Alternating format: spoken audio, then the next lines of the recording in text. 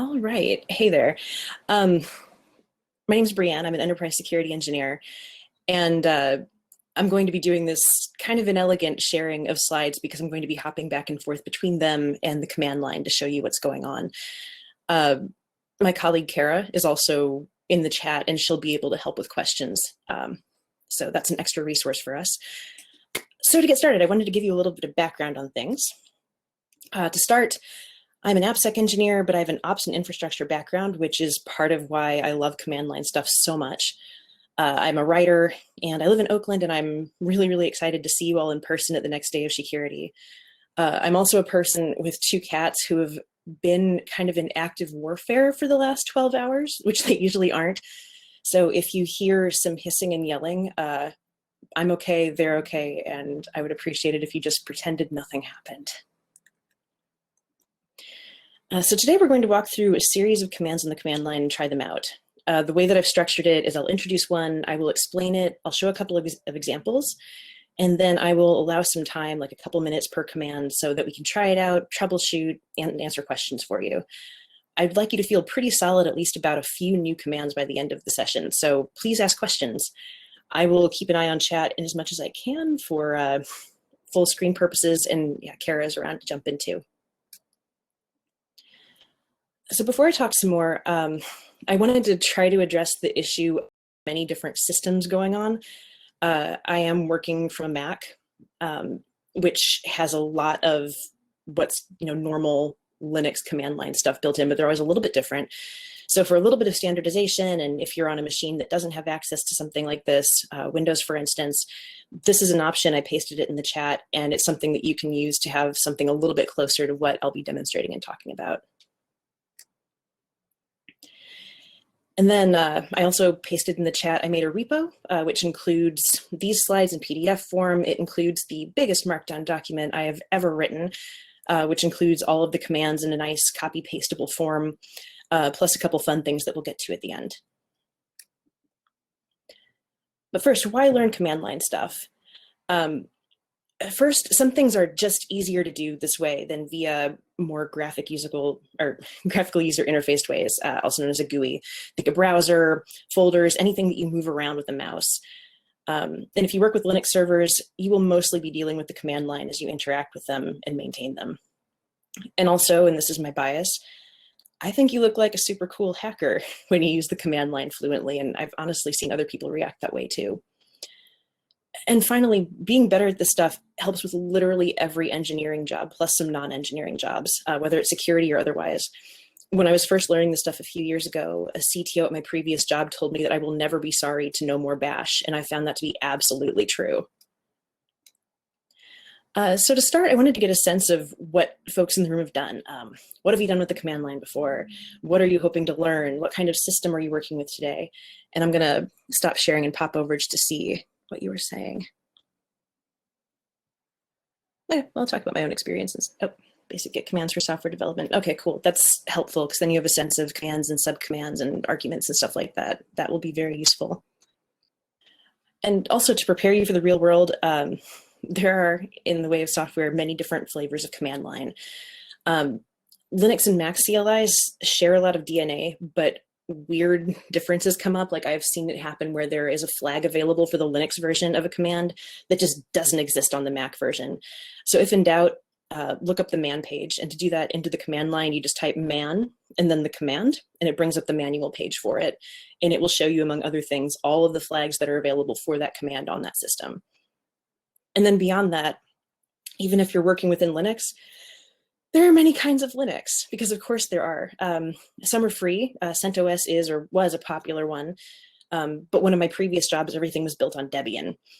Red Hat is pretty common for more staid, like think government uses, because you pay for it and there's a corporation behind it. If you have to switch between versions for your jobs, just assume that if you have some favorite trustworthy commands, you might have to do some tinkering and tailoring to be able to translate them between things. So far as what you're most likely to come up with, my own sample is a mix of Red Hat from GovTech work and Debian, but Ubuntu is also really common. And across today, if you haven't bumped into it before, you might hear about Kali Linux. That's a bit different. There is a command line interface for it, but it's also just a regular OS, but it's not something you use for day to day. It's something that has a lot of really cool pen testing tools in it. So the skills are transferable, but it's a little bit different. What I won't be addressing, PowerShell and other Windows things, although the good news is if you pick this up, some of the syntax stuff and just kind of thinking around things, they are transferable to PowerShell stuff I've found when I've had to deal with it. I'm also not going to get into the big, giant, wide world of Z shell and fish and other shells and their differences. We're going to keep it pretty simple today. So one last moment. I'm going to see if, give you a second to clone the repo, and then I'm going to move on and we can get started. I also wanted to visit vocabulary really briefly because I come from an ops background. Sometimes I say things a little differently. In this case, these are synonyms, server and box and machine, but I swear to you, I will try to only say server. I do love words and I'm a nerd and I love slang. So sometimes, especially if I get excited, I'll say the other two, but that's what I'm talking about. $thing, whatever the word is, it's bash notation for a variable, and I use it here and there to mean add your own needed term here. Bash that's used for the language. The command line or shell is what we're typing into, but it's not uncommon for people to use these terms in kind of overlapping ways. And in these slides and also in the markdown, if something is a command, I put it in the slides, Courier font, in markdown and actual code notation. That means it's something you can literally paste into a command line and it'll do something. And if something's a key, like spacebar, escape, or control, it's in regular font. Some last useful resources, like I mentioned, man pages. You can search within man pages by putting / and then the search term you need. This is important because some man pages are very, very long. If you see a command you like and want to know more about it, put it into explainshell.com. And if you do some Googling, like best command you're looking for commands, there's a lot of material out there, but do us both a favor and put it in explainshell.com before you run them on your own machine. And sometimes Googling this stuff can get hard because command line things can involve a lot of carets and $signs. And Google is not always super responsive to stuff like this. So it can take some tinkering, but also symbolhound.com has a very symbol-oriented search, which is different and which is interesting, and it can be useful when you're trying to figure things out. And just a few things to make your life easier. If you run a process and suddenly your terminal is just whizzing with text and you can't interrupt it and you don't know when it's going to end, Control-C interrupts what's going on. This sounds very casual until you need it, and then it's really, really nice. So just remember Control-C. And if you run a command and it tells you you don't have permissions to use it, try sudo bang bang. The bang bang is a symbol that refers to the last command written, so it just automatically runs it, attempting to use super user permissions. And with that, if you're not familiar with this, I get to welcome you into a rich stripe of internet humor. XKCD, you'll understand things you never did before, and it's glorious. The command line also often uses tab completion. So if you type just part of a command and you tab, it often will provide what you're looking for, which is especially great early on. Beware of things with curly or smart quotes. It is nice in typography, and I've had a couple of really bad days at work because of it. I did my best to make everything correct in the markdown, so you should be fine to just copy paste. And let's see, one last thing, dot, just a period, can mean this directory. It just means here, and that'll come up a little bit later. Just think of it as a little bit of useful shorthand. But let's get into a command. We're going to construct one together. We're going to start with ls. It's how you list files in a directory, and it is deceptively simple because often you will just be in a directory, in the working directory, and just type ls, and bam, you get what you need. But you can build upon it with flags. So one I use a lot is ls-al. And what that does is it shows all files, including hidden ones that start with a period. And it has the long version of output. So it'll include who is this executable by and when was this created? Super useful stuff, whether you are in your own system or perusing someone else's. And from there, you can give a command arguments. So here are 3 examples. LSAL, and then we have a relative path, here, and then a directory and a subdirectory. You can also do it with an absolute one, /.lib. You can also do it with multiple paths at once, and it shows them in 3 sets. And from there, you can do fancy stuff, which we'll get into a little bit later. You can list all of the files in a directory and then grep, in this case, in a case-sensitive way, looking for DoS, and it'll show you all of the output that includes DoS.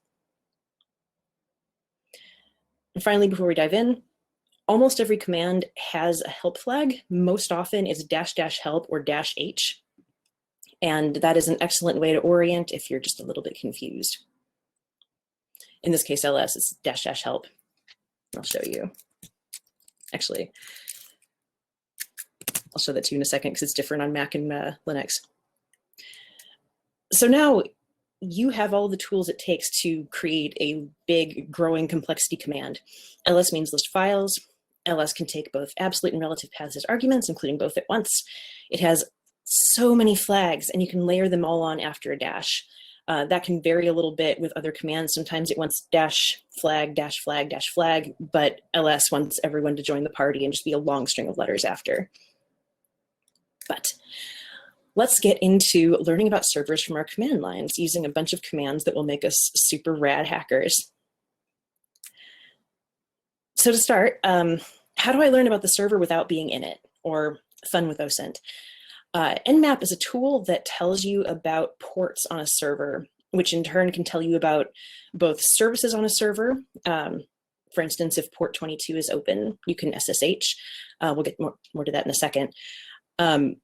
It can also tell you if too many ports are open, something about the security posture of the server. If it has like 30 ports open and a bunch of random services on it, some of which may have existing vulnerabilities, you just learned something interesting. You have to feed nmap a URL, and you can, or an IP, and you can ping the URL to get it. Next, one that I use a lot is curl-i with the URL. That gives you the headers for a server. What we're looking for there, sometimes servers are a little loquacious, and they tell us what version of the server software they're running. And in turn, we can look that up to see if there are any vulnerabilities to exploit. For a little further OSINT, you can use whois and dig just to learn more about where they're hosted, what servers are attached to that, that URL, and stuff like that. First, though, I'm going to go to the next one to connect to a server via SSH, because to do those commands, I need to be on the Linux server I made. So bam, your computer is my computer if you are AWS. So let's try.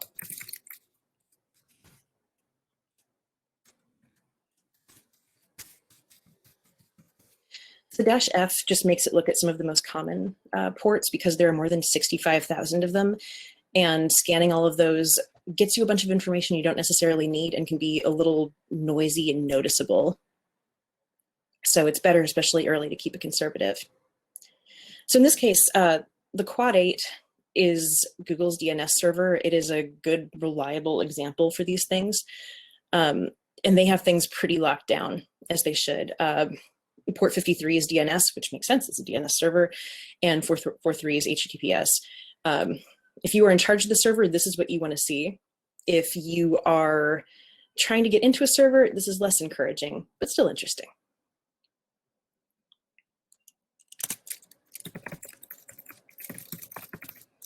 Next, we can try a curl just to get headers. So our output is from here on. In this case, nothing too illuminating because, again, Google has their stuff pretty locked down. But this is just the kind of stuff that you see, and you just get to learn a little bit more about what's going on there, including if your princess is in another castle. And then we could do a little whois. I'll use my own site for that.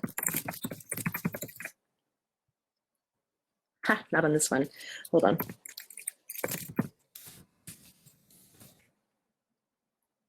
Yeah, so see, that's one that is on a Mac and not on my little Linux box that I made. And you just get things about the registrant. Yeah, the fact that I use DreamHost and use a don't use my real address because who needs that? Yeah, so I'm going to come back and just see how things are going for you all. Yeah, Anisha, you do. That's part of why I did that part on the Linux box. Yeah, there are things that will start to seem really normal, and as you jump between systems, you'll be really surprised at what is not there. Let's see. Cool, got to teach them about sudo bang bang. That's wonderful. Oh yeah, okay. Yeah, that emulator, it doesn't have everything, unfortunately. It was the better one that I found. If you have access to a terminal on your own machine, try it there. But if not, yeah, just follow along. Okay, let's try the next slide.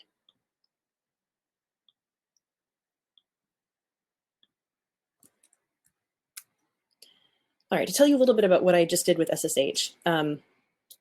SSH stands for Secure Shell, and the secure in that is being shady at Telnet, which was the way servers connected for a long time, but it wasn't encrypted. It was a great tool for a more trusting internet, but not great for our purposes today.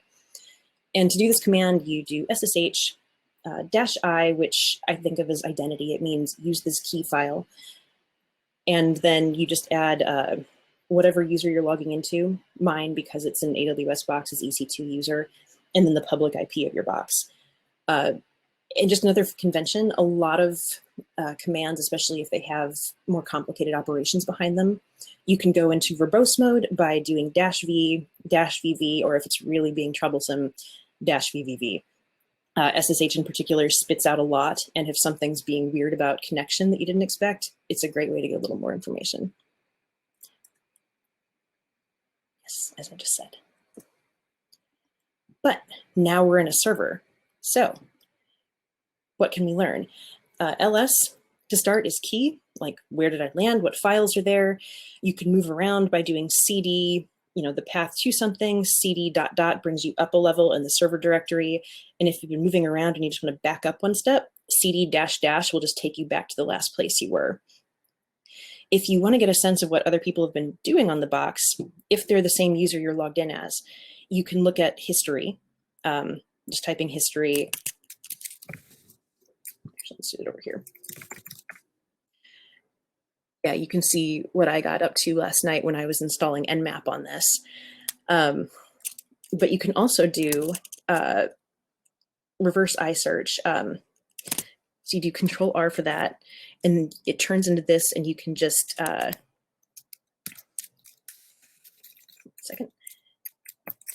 look up, say, log out, and it'll show you the command that matches it. It's a good way if you've gotten deep into many commands and you need to find what you were last doing. That's a way to do it. Or to find what the last person was doing, so you have a sense of maybe where to look for interesting files. Who am I and PWD tell you what user you are and where you are, which can be really helpful, especially if you're deep into someone else's server.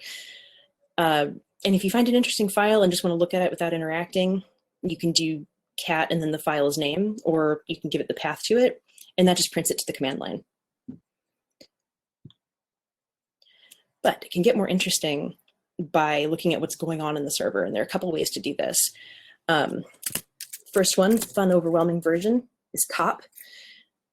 So this is a lot of information. There are flags you can give to it to reduce it, but the stuff that we're going to look at is the PID, which is the process ID, and then the command. So you can look through and see just what is running on the server.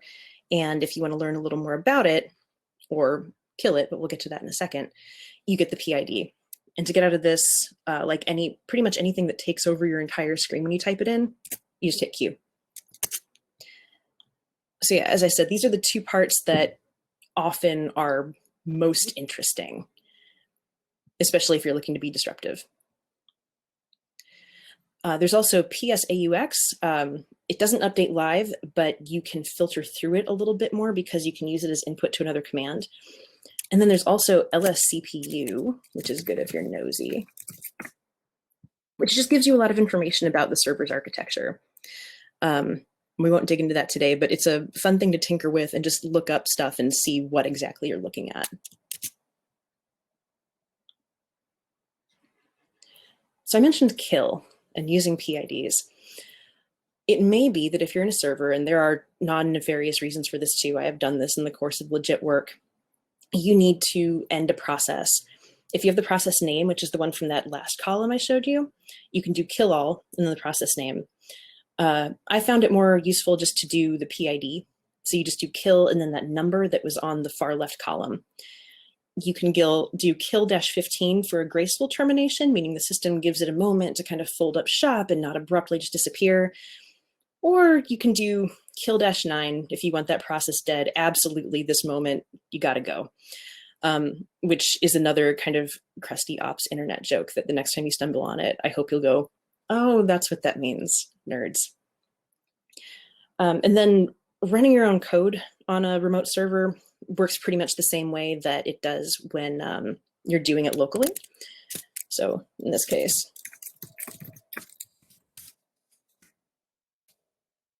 I left you a greeting last night.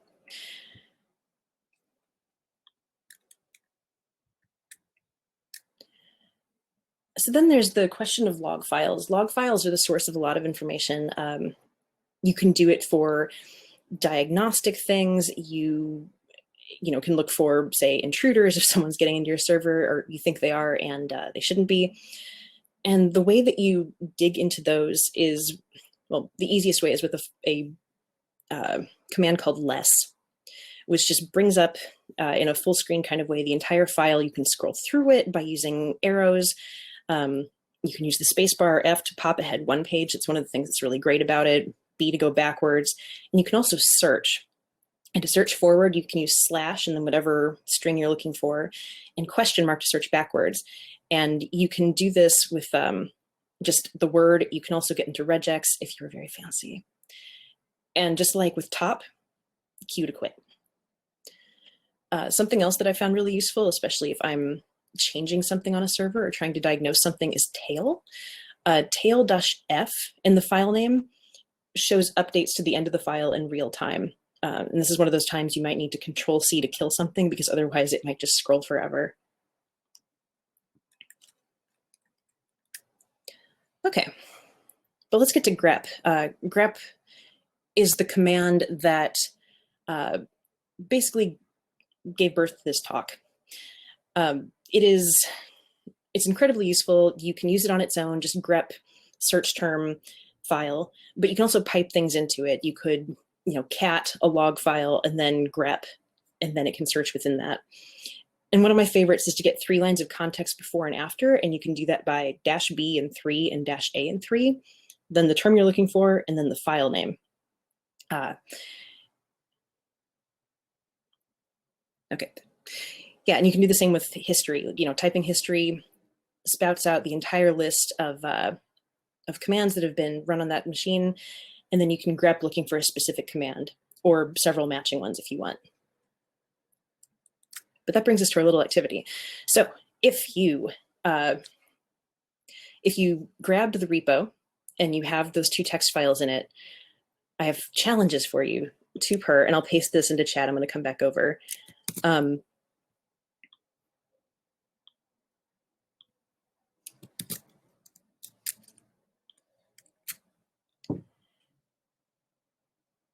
What a chunk of a text. All right, so Elena, I would recommend using the bellard.org link that Sarah just tried. You won't be able to pull commands into it, but it'll get you something closer to what we've been talking about. Let's see, going back into questions. LSCPU sometimes is something you need to install. It's not on my laptop either, but it is built into the Linux instance I created last night. I found that it varies. So it's, something you can install without too much complication, but yeah, you can't, it's worth installing if you need it. Let's see. Okay, cool. So yeah, I went on Project Gutenberg last night, grabbed a couple of classics of literature and slightly adulterated them for our purposes. So the 4 questions I put up are meant to give you a little challenge about how to search when you don't know exactly what you're looking for. And the format, again, is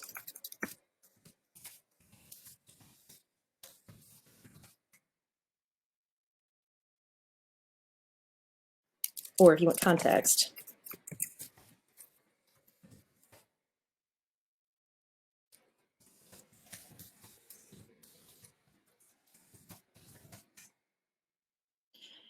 and if we were all in a room together, I would have brought treats to excitedly give to you when you find something interesting. As it is, I'm just going to have to give you internet kudos, which we can redeem for excited high fives when we're all in the same place together again. But yeah, let me know how that works for you, or if it's not working for you, or what you find. I'm going to give you just a minute for that.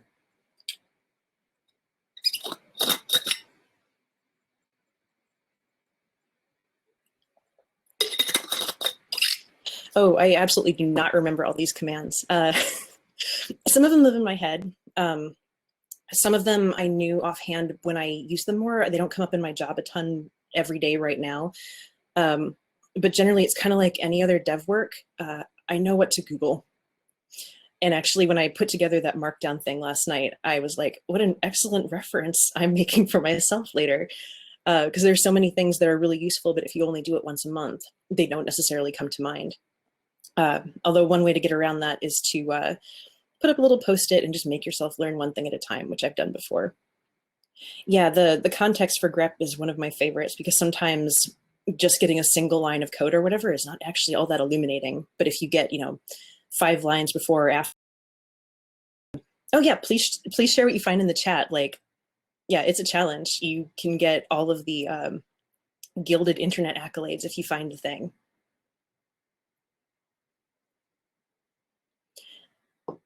But I'm especially curious of what you end up finding and like how you find it, because there are a few ways. I matched the terms in my question to some of what I wrote, but it's not perfectly verbatim. Yeah. All right. Yes, thank you. You found my favorite line in Anne of Green Gables. Perfect. Okay. Yeah, I was hoping someone would do that. Yeah, I matched the name. I matched adjectives. Cool. If anyone else has anything, I'll give it a minute and then pop back over to slide things.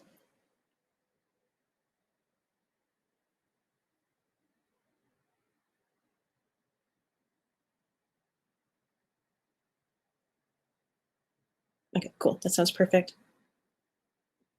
All right, great. Good question with the GitHub repo. I would have to go poke at it.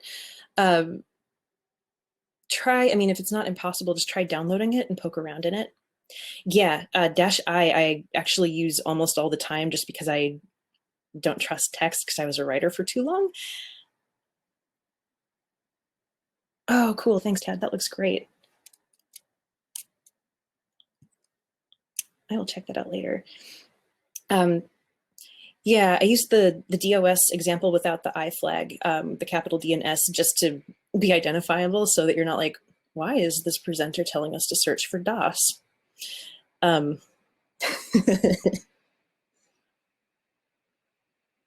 cool. This is excellent sleuthing. Thank you so much for diving into my nerdy challenge. It was really fun to put together. All right, cool. Everything else.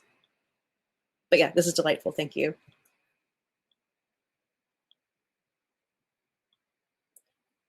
All right. So let's talk about pipes and the Unix theory of small specific utilities. So when these utilities first started, many of them date back to like the birth of Linux in 1971, meaning that they gestated in the late 60s. Every utility is meant to have a small, very specific purpose that you can connect together to do things. One example I gave was like catting a file and then doing grep for search term, probably with the -I if you want to have an easier day. You can also use grep and then pipe to WC, which is in, and with the -L, it tells you how many lines. So what you could do is cat a file out, pipe it into grep with your search term, and then find out how many lines contain your search term. You probably wouldn't want to use the context flags for that one though. And you can also pipe to head and tail. Head shows the first however many lines you specify of whatever input you give it, and tail shows the last. So if you just wanted to see the first 5 and last 5 lines of a file, you would use that little piping configuration. If you search examples of piping, it gets really, really involved. It can be, 5, 6 of them long with a bunch of parameters. People do really involved stuff. I find it really fun. Hopefully after this talk, you also find it fun. We can also talk about carrots. One of these is the source of one of my worst days at my first engineering jobs, because 2 of them is append, meaning you just stick a line at the end of the file you specify. So in the example, you would cat the contents of one file, and then, oh, I switched these, oh my God. I'm gonna have to update my PDF so I don't ruin anyone else's day. Yeah, the double puts just the lines at the end, keeping the rest of the file intact. The single is overwrite, meaning that if you cat a file into the other one ceases to exist. I once locked a lot of people, including myself, out of a series of servers by updating a key file that way in the 10 minutes before a meeting. Never update a key file in the 10 minutes before a meeting. But yeah, if in doubt, just do the append, don't touch anything else. And let's talk a little bit about covering your tracks or otherwise changing things. One thing you can do is alter logs. Auth.log, secure messages. This is another one of these things that varies across types of Linux, and you just have to figure it out. But these are all ones where evidence of your presence might appear. Is another one. History has a built-in deletion thing where you can just say history-d and then remove a line number. It is then evident that something is gone, but at least what happened is gone. Nuke the whole thing in orbit with history-c, and that just deletes all of your history forever.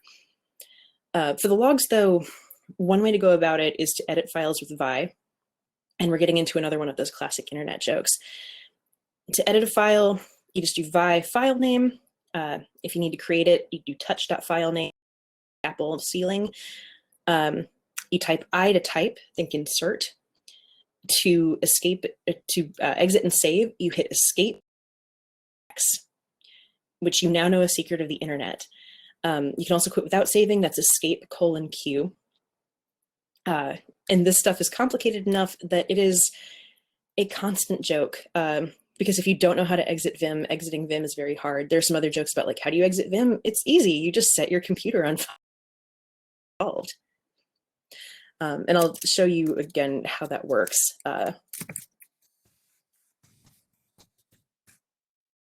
So here's my tiny program that I wrote. If I wanted to edit it, I would hit I. If you don't hit I, it just looks at you like, why would you open this file? Clearly you don't want to type in it.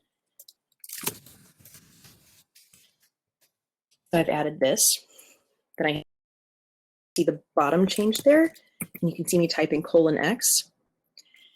And it saves, and then it's changed.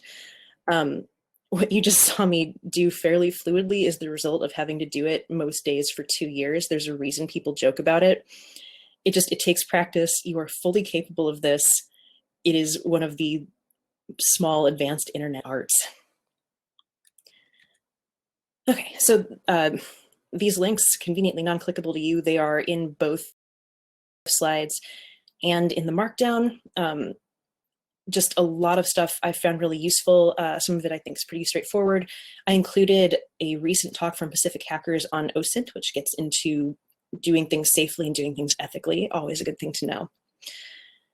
But yeah, I would love it if you could tell me one thing you learned that you were excited about. Oh yeah, there's totally Nano too. Yeah, if you want to have conversations with angry nerds forever, just get a get opinions on editors. Let's see. Yeah, I'm not going to pretend Vim is amazing. I like it, but I tend to like complicated, weird stuff that I've learned how to do, which is a form of mild Stockholm syndrome, I would say, but convenient if you want to engineer. All right, cool. Someone Sudo bang bang, yeah, that was a delightful one. A coworker taught me that, and it was like the sun rose in the east and everything was better. Yeah, kill dash 9, extreme prejudice. Yeah, reverse I search, excellent. And yeah, my the PDF of my slides is in the repo, and I'm going to update it because I made an error on that appending slide, which is no good. Cool. All right. I'm going to go back just to show you just a little bit of contact information. And we do have a few minutes to talk about other things. You're welcome to find me on Twitter. I love answering questions about this kind of stuff. Yeah, if there's anything else you want to know, we can use the last few minutes. Yeah, Kara can answer questions too. Happy to talk about how we got our jobs, skills that we use. Yeah, anything else? Yes, I am on LinkedIn, just under Breanne Boland. I forget how the URLs are formed right now, but it's, yeah, the end of it is just, yes, I miss traveling like crazy. I feel like my brain is itchy a lot of the time. I live in an incredibly adorable little neighborhood in North Oakland, and I'm so tired of looking at it just because I'm used to seeing other stuff. Oh, regex. I do not use a lot of regex, and I've meant to and wanted to, but it just hasn't come up enough for me to have to like double down and really use it. Little book, and just the occasion has not arisen. So I have what I think is a healthy, okay fear of regex, but seeing people use it who really get it, I find fascinating, and I'm jealous, and I want to be them someday. And my next destination, hilariously, it's San Jose, because I'm going to go be a vaccination volunteer in next week. So I get to stay in a hotel an hour and a half away from me, and I'm very excited. Let's see, entering the world of cyber, but your background's in the arts. My background is in a bunch of comic creating, so there is room. Entry-level jobs that can lead to eventual ethical hacking. The way I might approach it right now, if I were looking to just pick up the individual skills and my, like what I knew didn't match a job description right now, I would probably start watching a lot of bug bounty videos. I know, I forget her actual name, but Insider PhD is talking later today, and she's had a lot of really cool stuff to say about picking up skills gradually and getting into that kind of work. But it's a great way to have to start figuring out how to do things in lots of different situations, and sometimes can be financially useful in the meantime. No, you are definitely not. Yeah, Katie, thank you. You're definitely not the only person terrified of regex. There is a legion of us, and we are many, and we get by somehow, I think mostly by copy pasting things from the internet. Oh yeah, she's really good.